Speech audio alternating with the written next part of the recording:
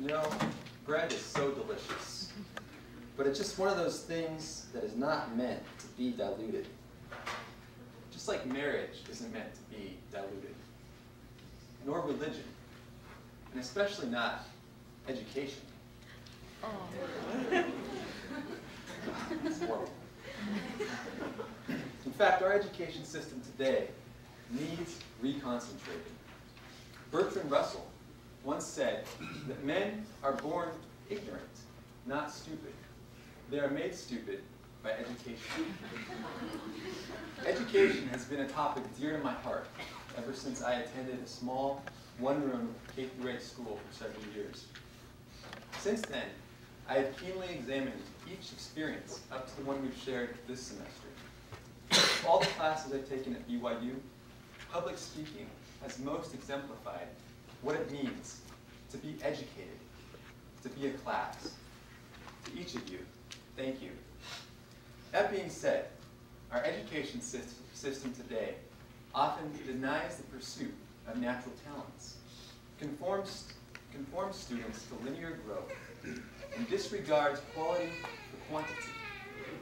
These habits need reversing. So first,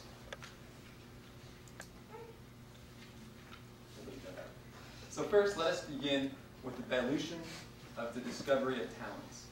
Often, if the talent is not directly applicable to a lucrative or steady career, it is suppressed. Picasso said it best, all children are born artists. The problem is to remain an artist as we grow up. Now that point is further refined by Ken Robinson, an educational and creativity expert of the present day. There isn't an education system on the planet that teaches dance every day to children the way we teach them mathematics. Why? Well, why not? Children dance all the time if they're allowed to. We all do. What happens is, as children grow up, we start to educate them progressively from the waist up. And then we focus on their heads, and then slightly to one side. The truthfulness of that statement is as repugnant as the guilt of sin. Mr. Ron Scott, the teacher at my one-room school, said that we must be sure to utilize curriculum tools that encourage students to exercise small and large motor capabilities in combination with the thinking process. Arts, music, dance should all be funded and respected on par with mathematics and more heralded subjects. Second, we should not dilute the student development that occurs in schools. Right now, school systems put students on a linear, direct path to college education.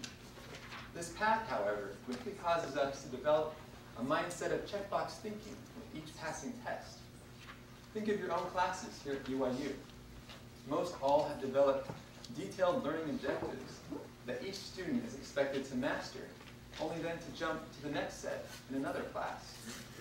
Have we forgotten that education, like life, is not linear, but rather an organic process? We would do well to heed the advice of Albert Einstein when he said, "I can never teach my pupils.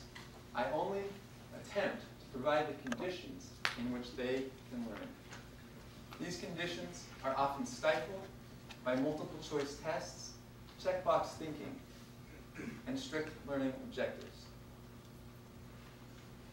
Finally, we must not dilute our definition of success in education. We tend to value things like percentile and efficiency, while disregarding the quality of the product coming out of our education system. When was the last time you were asked in a non-art class to make a project beautiful? Teachers, for example, are often valued by their students' test scores. BYU economics professor Lars Leffery recently showed that such value is mostly transitory. You don't want to sacrifice everything else you might value in a teacher for the value added to test scores. The solution to this problem is again remembering the wise counsel of my teacher, Mr. Scott, when he said, "The culture and creativity of our nation is well served when students are challenged and encouraged to bring a sense of beauty to the work they do in every educational task. That requires small universities and primary and secondary classrooms that are close-knit, not close to overflowing. In conclusion, I emphatically urge each of you to become advocates of an education system that develops all talents through organic learning processes, inspired by the beauty of the product, not the number.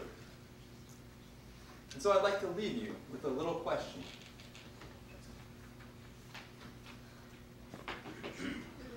How do you like your bread?